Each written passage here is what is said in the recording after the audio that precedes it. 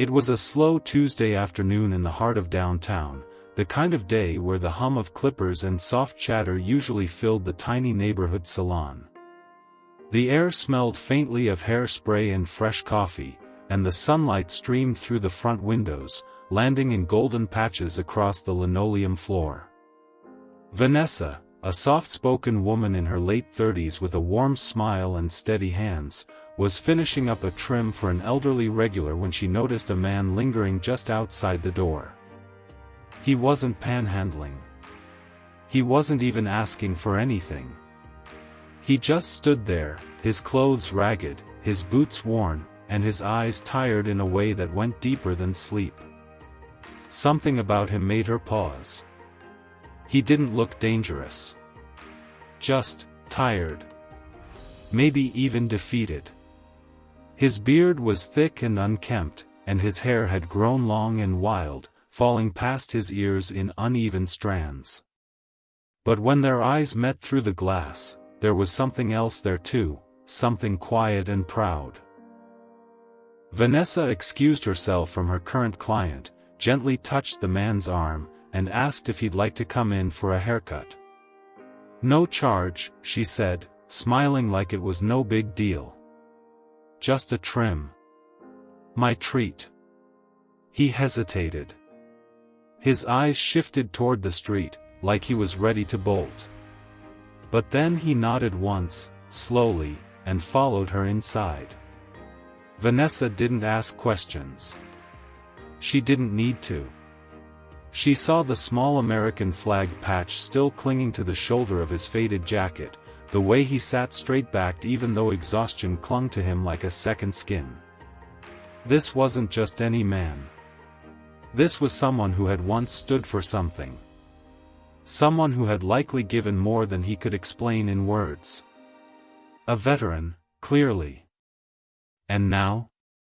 Now he was sitting in a salon chair, hair tangled and face weary, waiting for a moment of kindness that felt like it came from another lifetime. As she worked, she talked gently, not probing, just chatting like she would with anyone else. He didn't say much, but when he did, his voice was deep and respectful. Said his name was Ray. Said he'd served overseas, came home to a different world, and somewhere along the way, life had unraveled. Vanessa took her time. She made sure to treat him like a person, not a problem. No cameras. No social media. Just a quiet act of compassion in a world that had forgotten how to slow down. But not everyone was happy about it. Her boss, Lisa, had been watching from the back room. And as soon as Vanessa wrapped up the haircut, giving Ray a mirror so he could see his fresh new look, wiping the stray hairs from his shoulders, Lisa stormed out from behind the curtain. "What do you think you're doing?" she snapped. Vanessa looked up, confused. "I just gave him a quick trim. He needed it." Lisa's face tightened. "This isn't a charity. We don't do free haircuts. Especially not for people who scare away paying customers." The words hit like a slap. Ray stood up quietly, avoiding everyone's eyes. He mumbled a thank you, gathered his jacket, and started toward the door.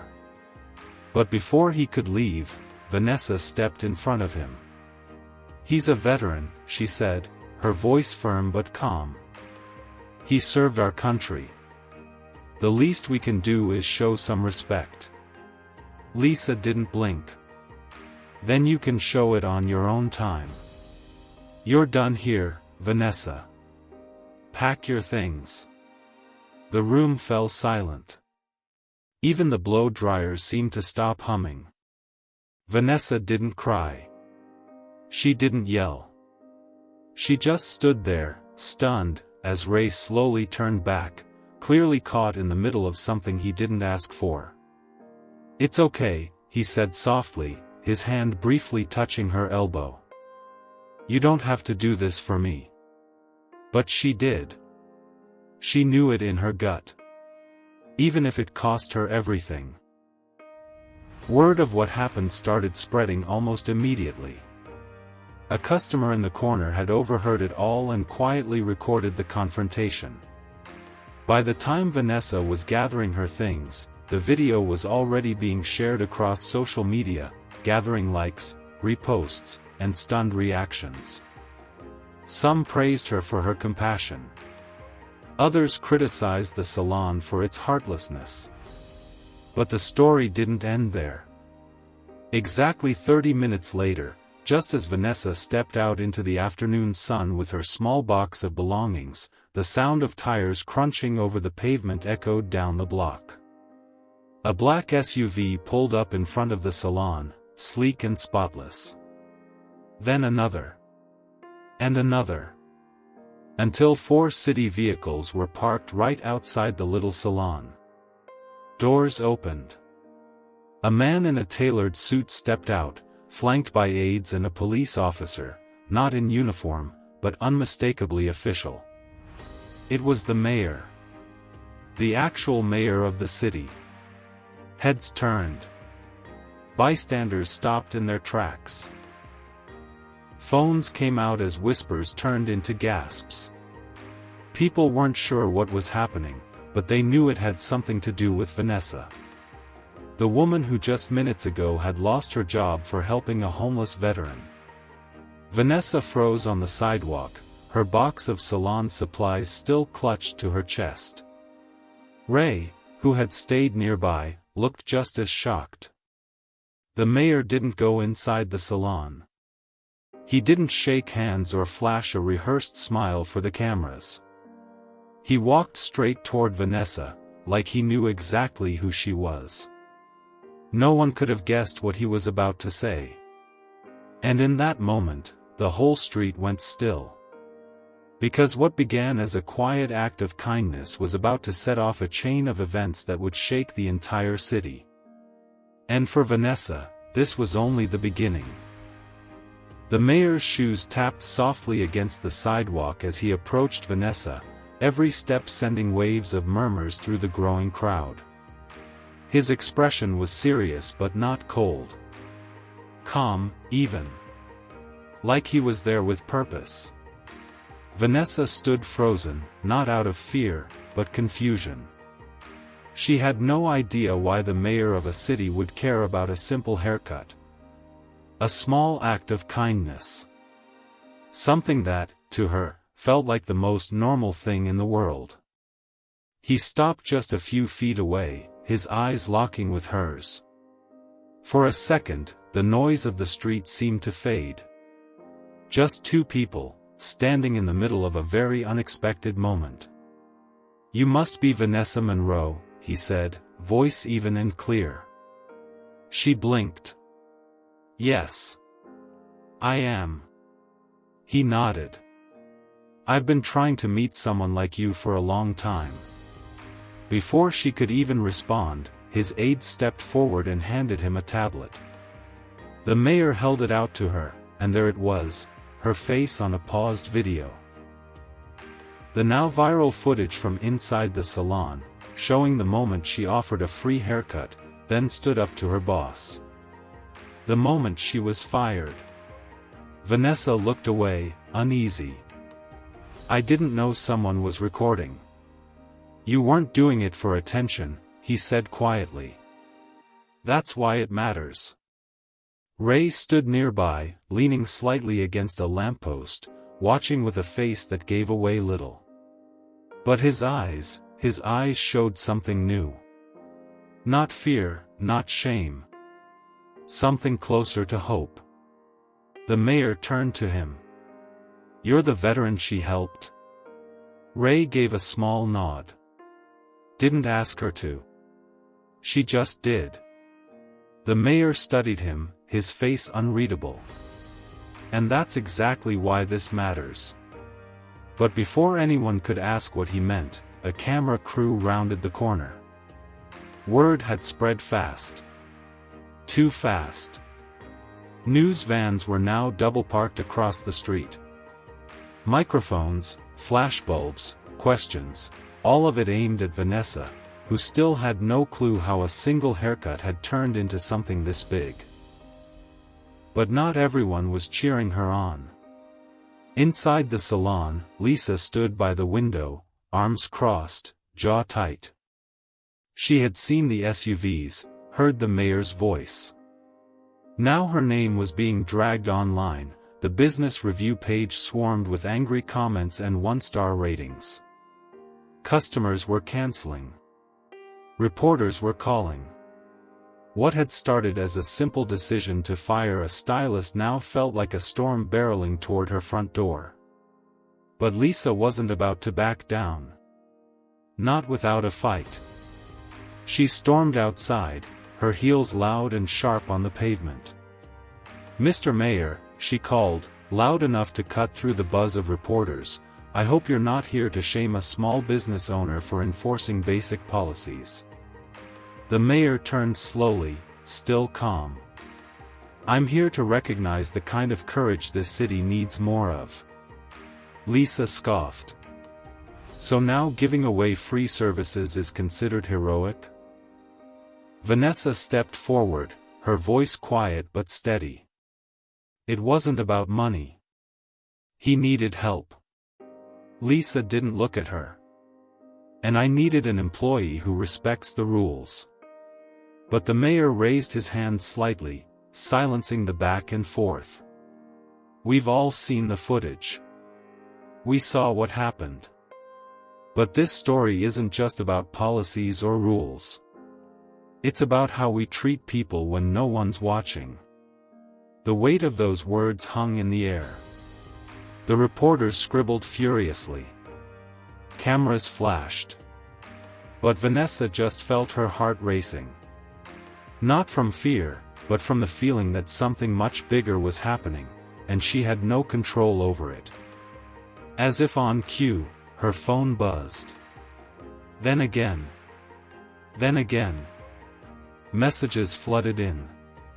Strangers thanking her.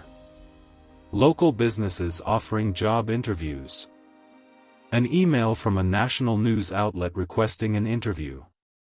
It was overwhelming. The world seemed to be moving too fast, spinning around one small act that, in her mind, didn't deserve all this attention. She didn't help Ray because she wanted to be a symbol.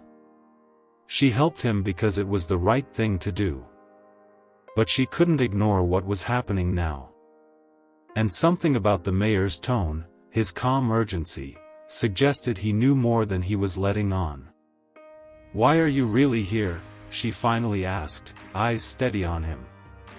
The mayor hesitated, as if weighing what to say next. "Because we've been watching our city forget how to care," he said, voice lower now. "Too many people slipping through the cracks. Veterans. Teachers. Single parents. Good people who just needed a break. And today, you gave one. Without asking for anything in return." Vanessa swallowed hard. "But I lost my job for it." He nodded. "And that's why people are paying attention." Ray took a slow step forward, finally speaking more than a sentence. "You want to make her a symbol?" he asked. "Don't. She doesn't need a medal. She needs a job. She needs to live." The mayor looked at him for a long moment. "Maybe she needs both." The crowd shifted again. More reporters had arrived. A local TV anchor was setting up on the corner. Pedestrians who hadn't even planned to stop were now lingering on the edges, watching a story unfold in real time. But in the middle of it all, Vanessa felt more unsure than ever. Because something about the mayor's visit didn't feel random. The timing. The cameras. The way he had arrived just 30 minutes after she was fired. Almost like someone had tipped him off before the story went viral. She glanced toward Ray. He wasn't just any veteran. There was something in the way the mayor looked at him. A flicker of recognition, maybe even respect. Like this wasn't their first encounter. But neither man gave anything away. And that made the silence even louder. "I'm not looking for fame," Vanessa said carefully. "I just didn't want him to walk around feeling invisible." "You succeeded," the mayor replied. "More than you know." But he still didn't leave. He just stood there, like he was waiting for something else. Something, or someone. Then, as if the air itself shifted, another car pulled up. It wasn't city-marked. No logos. Just a black sedan, windows tinted. From the back seat, a woman stepped out. Older, elegant, wearing a navy suit and carrying a briefcase. Whispers shot through the crowd again. "Isn't that the deputy commissioner?" Vanessa turned to the mayor. "What's going on?" But the mayor didn't answer. The woman approached, her heels soft against the concrete, stopping just inches from Vanessa. "I represent the Office of Veteran Affairs," she said. "We have reason to believe Mr. Raymond T. Booker is entitled to certain benefits that were never processed. Benefits that could change everything." Ray blinked. "What?" She looked at him, her tone firm but gentle. "There's more to your file than even you know. And it's time someone made it right." Vanessa turned slowly to look at Ray. But Ray didn't meet her eyes. Instead, he lowered his head, suddenly quiet again. Whatever he was holding back, it was about to surface. And none of them were ready for what came next. Ray didn't move at first. His eyes were fixed on the woman from Veteran Affairs like he'd seen a ghost. His body tensed, and his jaw clenched slightly, the way someone might react if they were being chased by memories. Vanessa felt a strange unease ripple through the air. Something wasn't right. It wasn't just about benefits. There was more, something deeper, something unspoken. "You're saying he's owed something?" Vanessa asked quietly. The woman nodded. "More than he ever received. And possibly more than he realizes."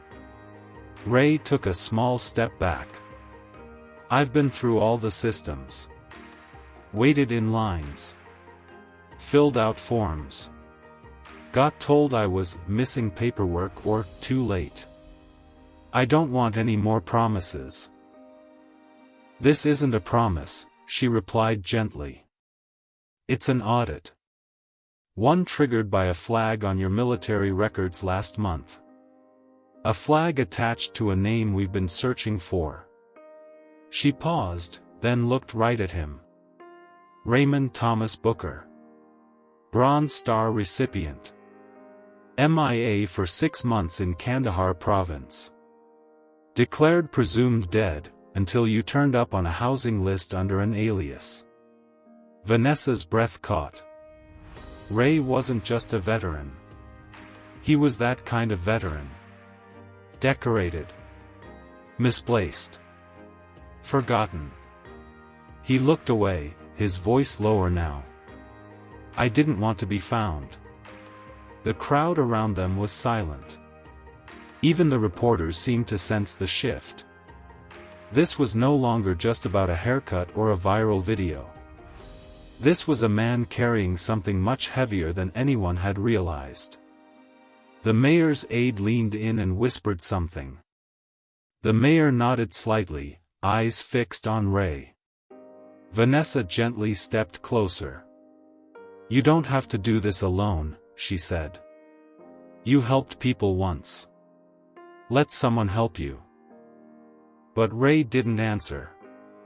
Instead, he glanced at the salon, the place where everything had started, and for a brief second, his expression shifted. Not anger. Not fear. But guilt. Inside, Lisa was pacing again. watching everything unfold like the rest of them, only from a distance. She could feel her grip on the situation slipping fast. The salon's reputation was unraveling with every passing minute, and now it wasn't just social media backlash. It was official attention. Government cars. News crews. The mayor. Her face was pale, jaw tight, but she didn't step outside again. She just stared at the woman who used to work for her, now surrounded by city officials and strangers who saw her as something more. Back outside, the woman from Veteran Affairs turned to Ray once more. "There's something you need to see," she said. "It's not just benefits.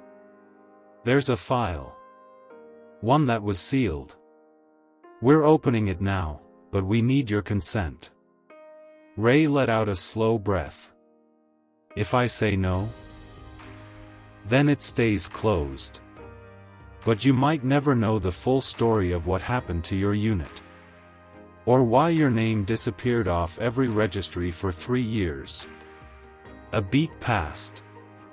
Vanessa's eyes widened. "Wait. Are you saying someone erased him?" The woman didn't answer directly, but the silence said enough. Ray looked down at his hands, rough and calloused. Hands that had held weapons, carried wounded men, dug through debris, and now held nothing but scars and silence. He finally nodded once. "Fine. Show me." The woman reached into her briefcase and pulled out a thick manila folder. It was marked "Confidential" with red tape and several layers of official stamps. Ray stared at it like it was ticking. Before she opened it, she glanced at Vanessa. "You might want to step back. Some of this, it's sensitive." But Vanessa didn't move. If it's his past, it matters.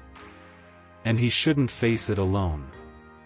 The woman hesitated, then slowly opened the file, shielding the contents from the cameras. Her voice dropped as she read aloud snippets.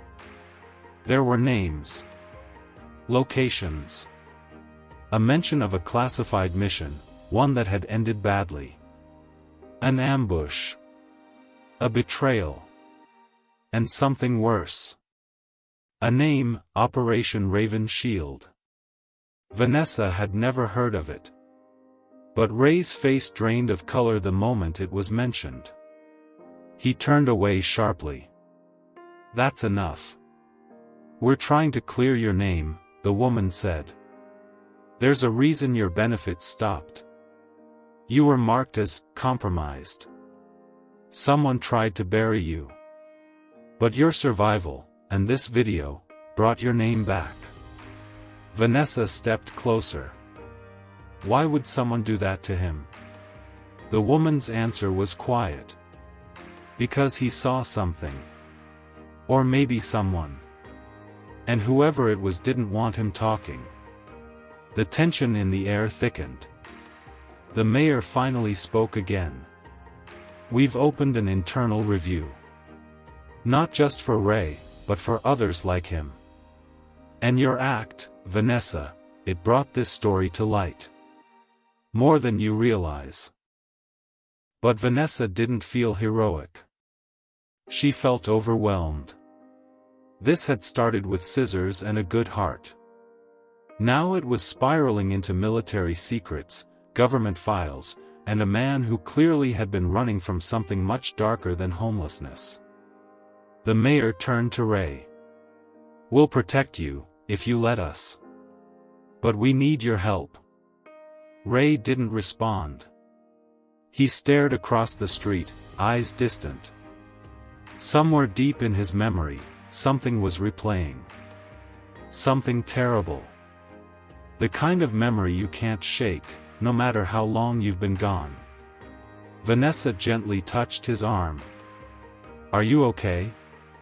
He looked at her, his voice like gravel. "They left us there. My whole team. They told me to wait for extraction. I waited for days. No one came. But someone else did. And it wasn't the enemy. What do you mean? She asked. Ray looked at the folder, then back at the woman from Veteran Affairs. If that file's real, and it says what I think it says, then someone in this city has been hiding the truth. And they're not going to be happy it's coming out. The woman nodded grimly. Which is why we need to move quickly. You're not the only one they tried to silence. More sirens echoed in the distance, this time not police, but unmarked vehicles. Vanessa could feel the hairs on her arms rise. The crowd had grown larger, but so had the risk. She turned to the mayor. What happens now? He didn't answer right away. Because no one knew yet. The storm that was coming wasn't just about one man's past, it was about a system that had failed him, and how far some people might go to keep that failure hidden. And now, caught in the center of it all, was a woman who simply offered a free haircut, and a man who had been running from ghosts. Neither of them knew that by tomorrow, this story would no longer be local. It would go national. And the people watching from the shadows? They were already on the move. Vanessa could feel it. Like pressure in the air right before a storm breaks. Everyone around her had gone quiet, even the reporters. Ray's past had been yanked into the spotlight, but now it wasn't just about him. The moment that confidential file opened, something shifted. Eyes turned cold. Phones rang without anyone answering them. Conversations dropped to whispers. And across the street, two dark SUVs had rolled to a slow stop, windows tinted so black you couldn't see inside. No logos. No markings. Just silence and stillness, like predators watching from the tree line. Ray stiffened. He noticed them too. They're early, he murmured. Vanessa turned sharply. Who's early? Ray didn't answer. His eyes were locked on the vehicles. His breath had gone shallow, his shoulders tense. The woman from Veteran Affairs noticed too. She leaned in toward the mayor and whispered urgently. He nodded once and signaled his aide. The aide immediately began ushering people back, trying to clear the sidewalk, but the crowd had grown too large to manage. Phones were up, live streams rolling, and the story was now far beyond any one person's control. You need to get out of here, the woman said to Ray, her voice lower than before. They already found me, he replied. There's no point in running. Vanessa stepped between them. Wait, who are these people? What do they want with him? The woman hesitated. They could be nothing. But, they could be tied to the same group that scrubbed his file. The operation Ray was involved in, Operation Raven Shield, it wasn't just classified. It was unsanctioned. Rogue. And someone made sure that the men who survived never talked. Vanessa felt her stomach twist. So now they're back to silence him again. They've done it before, the woman said. Ray wasn't the only one on that list. But he's the first to resurface in public like this. Ray was still watching the SUVs. One of the doors opened slowly. A man in a suit stepped out. Gray, clean-cut, military posture, but he wasn't in uniform. He had a small earpiece and a hard face. His eyes scanned the street like he was calculating exits.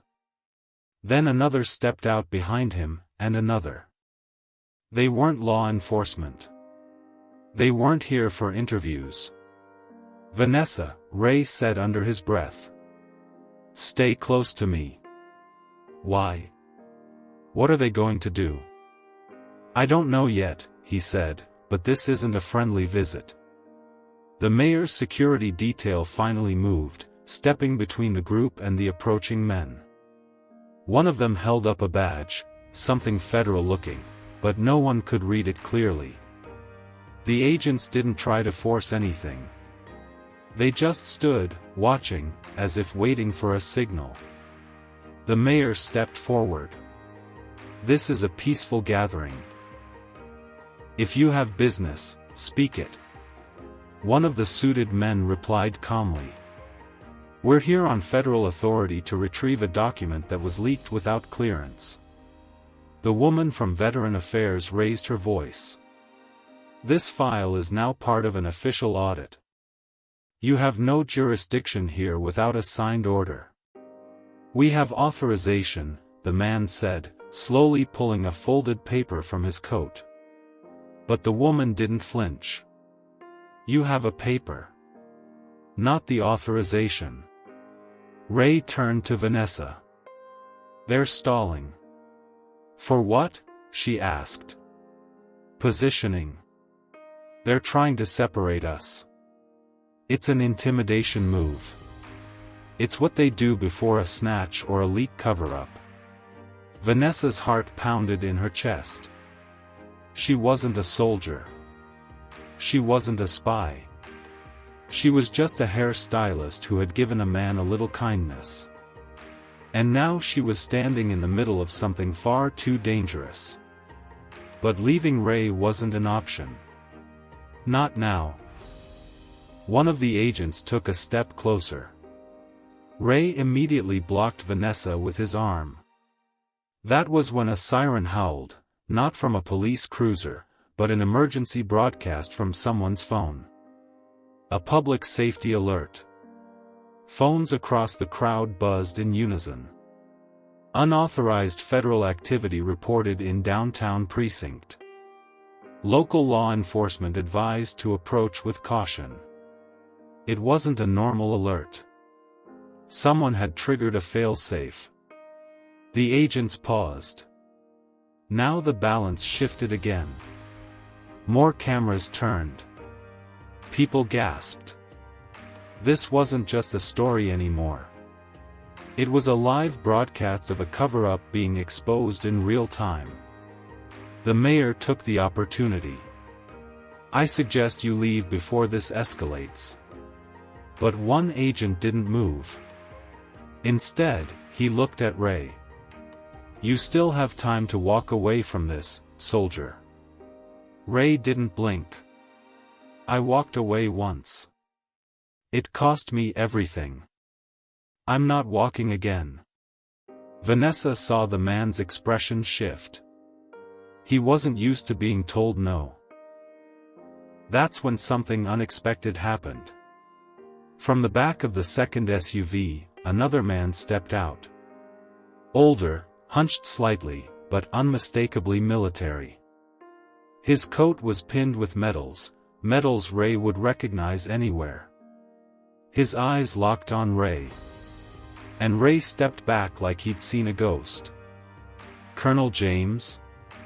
The older man nodded once. "Ray. I told them you were still alive." Vanessa looked between them. "You know him?" Ray didn't answer. He was shaking. The colonel walked slowly, ignoring the agents, ignoring the mayor, ignoring everyone but Ray. "I tried to get you out, son.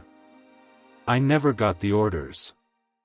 "You left us," Ray said, voice cracking. "You left us to die." "No," the colonel said. "They never intended to pull you out. That's the part you don't know. We were set up. You were the witness." Vanessa grabbed Ray's hand. He squeezed it back like it was the only thing keeping him grounded. The colonel stopped a few feet away. "And now they're coming after everyone who knows." The crowd around them had gone completely still. No one was talking. No one was breathing. The woman from Veteran Affairs turned to the mayor. "We need to get him into secure protection. Now." before they make a move. But it was too late. One of the SUV's back doors swung open, and another man stepped out. He wasn't like the others. No suit. No badge. Just all black clothes, sunglasses, and a scar down the side of his neck. The moment Ray saw him, he pulled Vanessa behind him. "That's the guy," he whispered. "That's the one who came to the compound. The one who said we were being cleansed." The man smiled, slow and cold. And then, the first footsteps started toward them. The agents didn't stop him. Vanessa's breath caught in her throat. Ray braced himself. The woman stepped in front of the file. And just as the man reached the edge of the crowd, someone screamed. A figure ran forward. The screen on Vanessa's phone, still recording, shook in her hand. And everything exploded into motion. A loud crack echoed through the air, and people scattered like birds. It wasn't clear if it was a gunshot or something else, but it was enough to throw the entire crowd into chaos. Phones dropped. Screams rose. Reporters ducked behind their vans.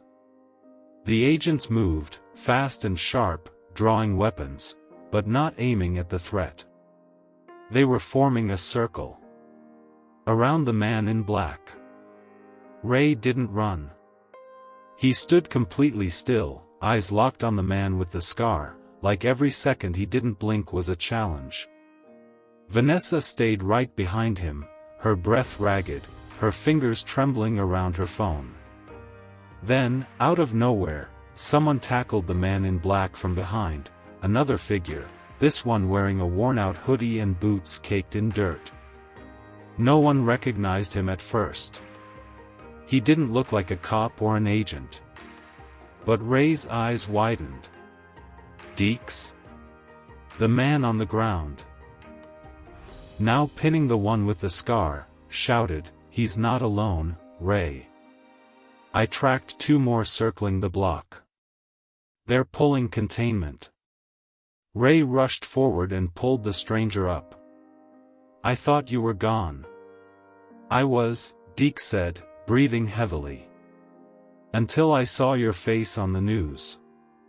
Figured they'd come for you. Figured I'd beat them to it."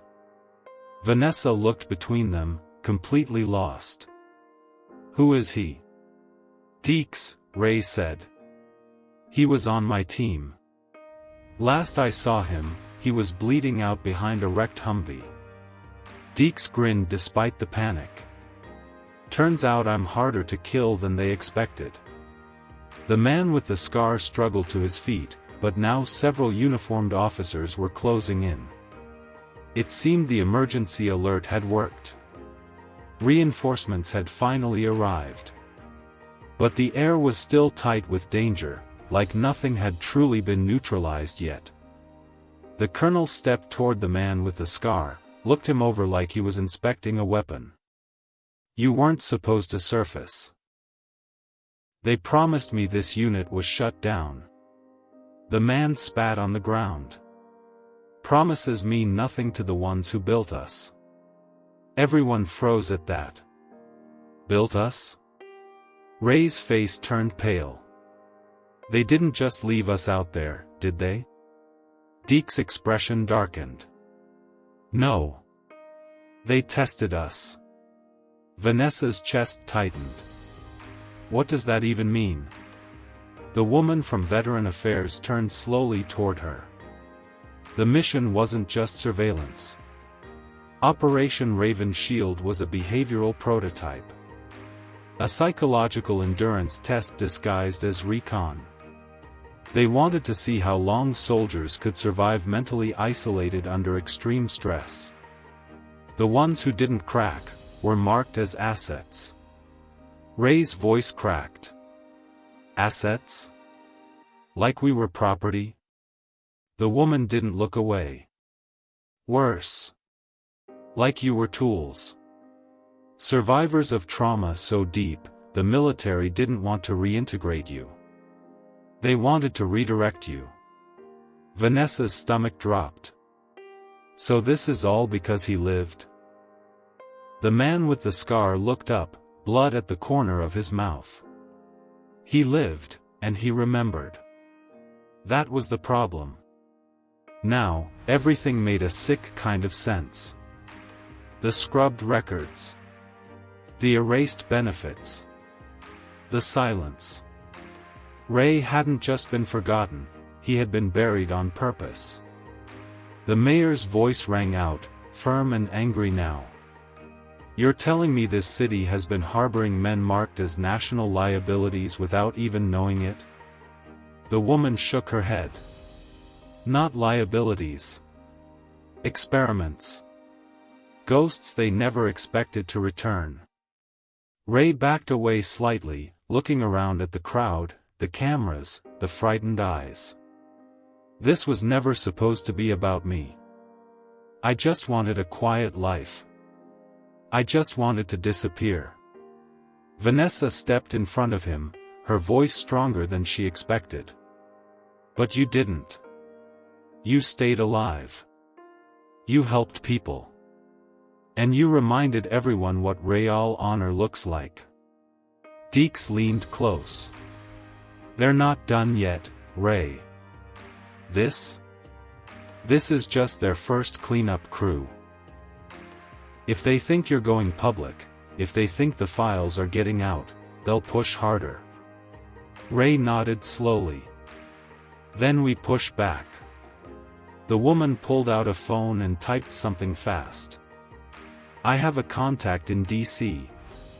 If we get you to the press, the real press, they can't shut this down. Not without eyes on them.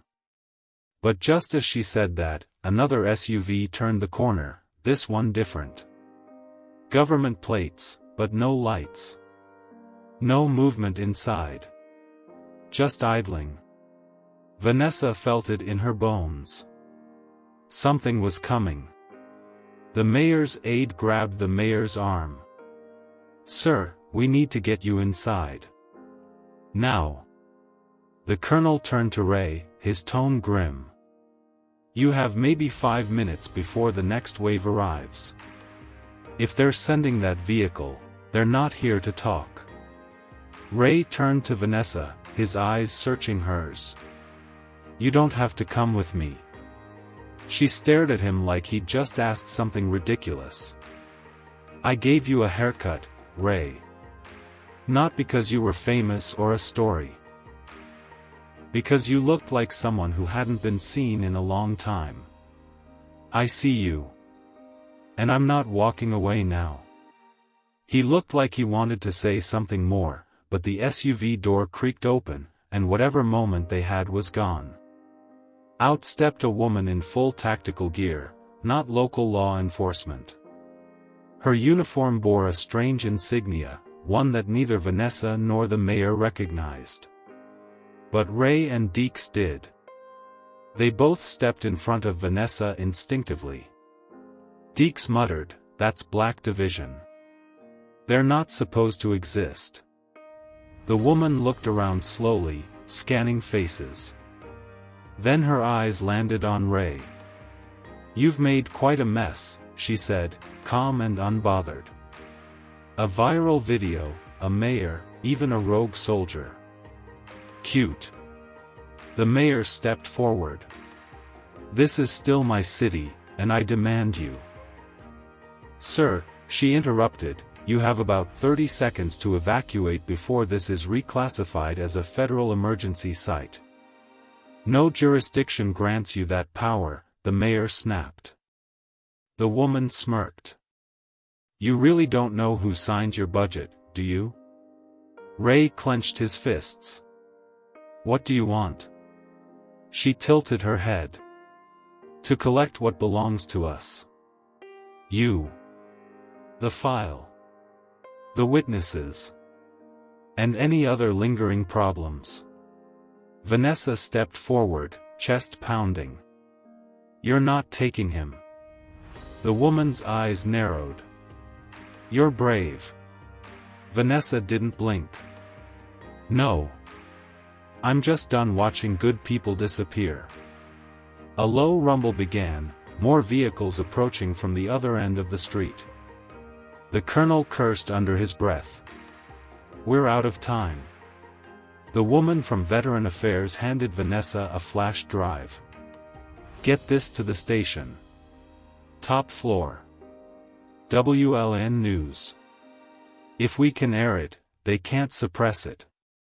But if they stop us here, it all vanishes. Vanessa clutched it tightly. What's on it? The woman answered without hesitation. The truth. Ray locked eyes with Vanessa one more time. Go. Now. Vanessa nodded, and ran. Behind her, Ray turned toward the incoming agents, the roar of engines getting louder. Deeks cracked his knuckles. And the street braced for war. Vanessa sprinted through the city streets, lungs burning, legs aching, the flash drive clenched tight in her fist like it held the whole truth of the world. Behind her, sirens howled and tires screeched, but she didn't look back. She couldn't.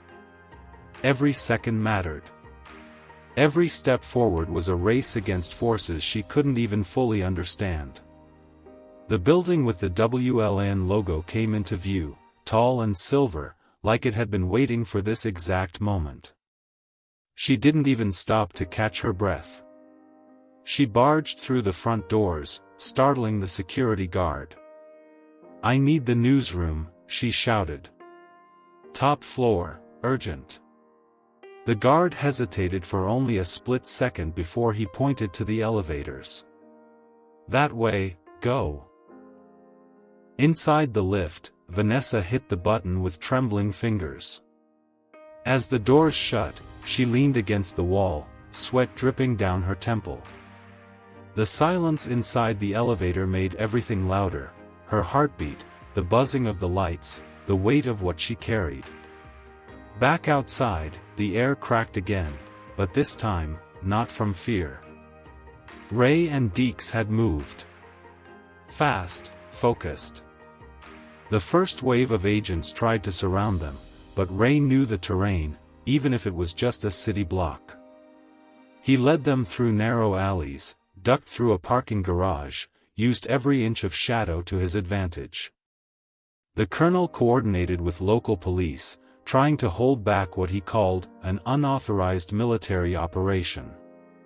But they all knew that once Black Division made a move, protocol meant nothing. Ray didn't want to fight.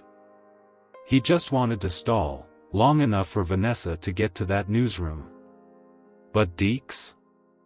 Deeks had been waiting for this for a long time. You know, Deeks said, ducking behind a dumpster and tossing a flashbang he'd somehow stolen, I've always wanted to make headlines. Ray looked at him, face covered in sweat and grime. We're not going out in a blaze of glory. Deeks grinned. No. We're going out in the truth. Meanwhile, on the top floor of WLN, Vanessa burst into the newsroom, shouting over stunned producers and confused anchors. I have a drive. You need to air this. Now. It's about Operation Raven Shield. One of the producers stood up, squinting. That classified military program? It's not classified anymore, she said, slamming the drive on the table. There are men fighting in the streets right now. People are going to die unless this story goes public. You've got 60 seconds. That was all it took. Maybe it was the fire in her voice, or maybe someone in that room had once served or lost someone who did. But the room moved fast. They loaded the file. They prepped the broadcast. And just like that, a small, local station became the center of a national revelation. The video rolled, grainy footage, confidential reports, soldier testimonies, maps, emails. Everything laid bare. The screen filled with undeniable truth. The experiment. The cover-up. The threats. And Ray's name, once forgotten, now leading the charge. Across the city, in a command van operated by Black Division, a red light flashed. One of the agents cursed under his breath. "It's live. They got it on air." The woman in tactical gear didn't move.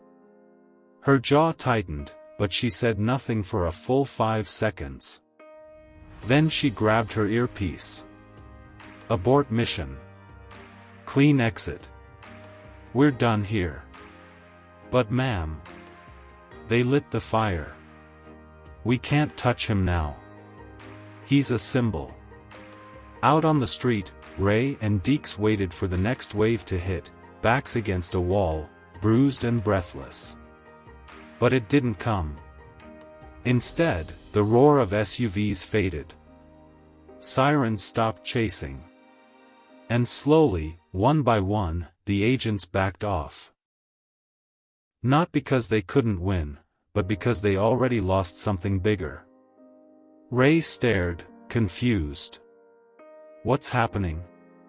The colonel stepped out from behind a squad car, holding his radio, nodding. "You won, soldier. It's out." Ray didn't say anything for a moment. He just sank to his knees, exhaustion catching up all at once. Vanessa arrived a few minutes later, breathless again, but this time smiling. "It aired. It's everywhere. Social media's blowing up. They're already talking investigations, hearings. You did it." He looked at her, eyes heavy. "We did it." And for a moment, everything was still. But just when it seemed like the storm had finally passed, a black envelope was quietly slipped under the mayor's office door. No markings. No seal. Just a single folded page inside. The mayor opened it that evening. And his hands began to shake. Inside was a list of names. Names of individuals involved in the experiment. Names no one had ever seen before. Except, one name stood out. Vanessa's. Next to it, in block letters, subject witness 0, behavioral trigger test successful. The mayor dropped the letter. In her small apartment that night, Vanessa sat in silence, looking at herself in the mirror. The whole city now saw her as a hero. A woman who stood by a veteran and changed history with a haircut. But deep inside, something didn't feel right. There were gaps in her memories. Things that didn't line up. Reactions she'd had in the moment that felt too perfect, too precise. The way she'd moved through the newsroom. The calm under pressure. The lack of fear. A cold realization crept in. What if this wasn't the first time she had been involved? What if someone had been testing her all along? She glanced at the television. The coverage was still running. Ray's name was trending. Deeks had been offered a book deal. And WLAN was now a national outlet. But in the background of all the celebration, one question remained. Who really pulled the strings? And somewhere far away, in a dark control room filled with silent monitors, a man in a suit leaned back in his chair and smiled. Test complete. And just like that, the screen went black. Vanessa didn't sleep that night. She sat on her couch with the TV still on, the soft flicker of news coverage painting shadows across her apartment. They were calling it the haircut that sparked a national reckoning. Her photo was everywhere, standing next to Ray, flash drive in hand, expression fierce and determined. She looked like a symbol. But inside, she didn't feel like one. She felt watched. Ray called around 2 a.m. His voice was tired, but calm. "They've backed off," he said. "Some senator picked up the story. Wants to meet. Deeks is still mad there's no movie deal yet." Vanessa chuckled softly. "Of course he is." Then Ray got quiet. "You okay?"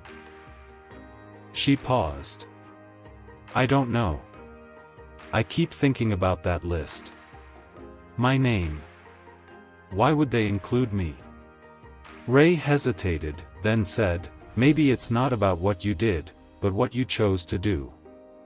Maybe they didn't expect someone like you to risk everything for someone like me." Vanessa looked out the window. Then maybe they never really understood people. That morning, the city looked different. Not because the skyline had changed, or the streets were any less chaotic, but because people were walking a little slower, talking a little more. Something had cracked open. Conversations were happening. Veterans were showing up to town halls. Citizens were demanding answers. Reporters were chasing real stories again. Even the mayor, usually polished and rehearsed, gave a press conference with his sleeves rolled up, admitting the truth of the documents and promising full cooperation with federal investigators. Ray was offered housing through a local program, but he didn't take it. Instead, he moved into a small place on the edge of town. Quiet. Simple. He started volunteering at a community center, mostly helping with repairs, fixing broken heaters, patching roofs. People didn't recognize him right away. And that's the way he liked it. Not a hero. Just a man doing what he could. Vanessa went back to the salon. She wasn't fired anymore. In fact, her boss tried to offer her a promotion after all the publicity. But she declined. Instead, she started cutting hair part-time and used the rest of her week to help out at a local outreach center for veterans and the homeless. She never forgot how that single moment, choosing to give a man a free haircut, turned her world upside down. And now, she wanted to help others find their turning point, too. The mystery of Subject Witness Zero didn't go away. Vanessa tried to dig deeper, but most doors led nowhere. Government emails were redacted. Phone numbers disconnected. One source even warned her to stop asking questions. But there were moments, strange déjà vu, flashes in her memory, dreams that felt like old scenes playing again, where she wondered if the truth was still unfolding around her. Deeks, of course, leaned into the spotlight. He gave a few interviews, always keeping things just vague enough to drive speculation. He joked about writing a book called From Blood to Broadcast, How We Accidentally Took Down the Deep State. But even he admitted, off camera, that the whole thing had shaken something loose in him.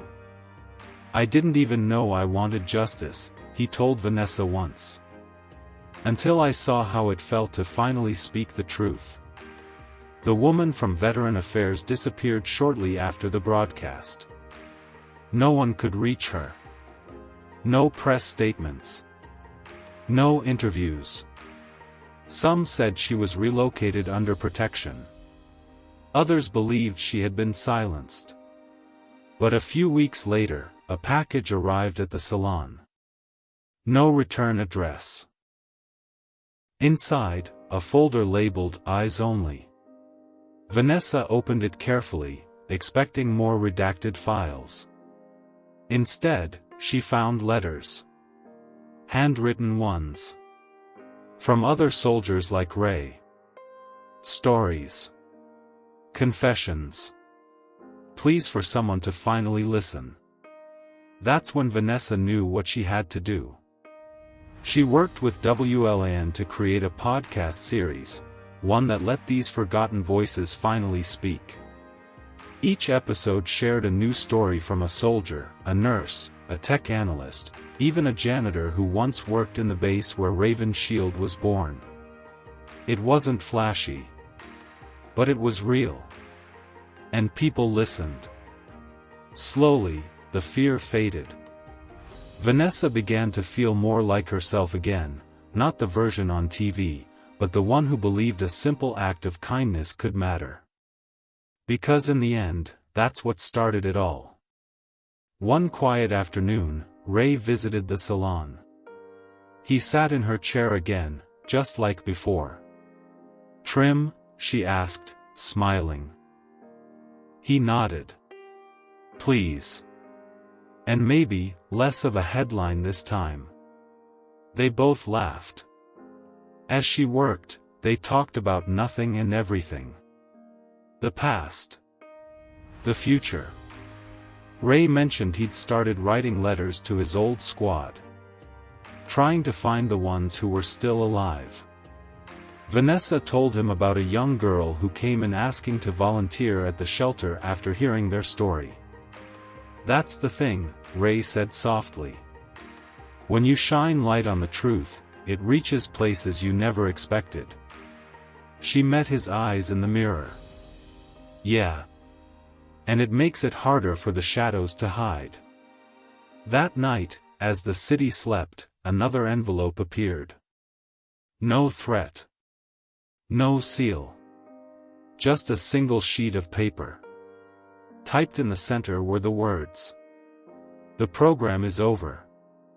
But the eyes remain. Choose wisely." Vanessa burned it in her sink, watching the flames curl the paper until it was nothing but ash. Because some things were meant to be remembered. And others, meant to never be repeated. The next morning, she opened the salon early. Ray brought coffee. Deeks showed up with donuts, claiming he'd been chased by paparazzi on the way there. A few veterans came in for free cuts.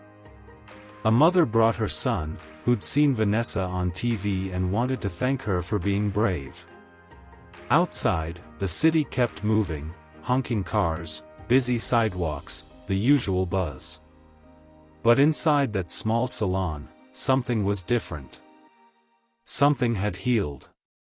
And as Vanessa swept the floor, she looked around at the people laughing, talking, rebuilding, and realized the real power wasn't in breaking the story.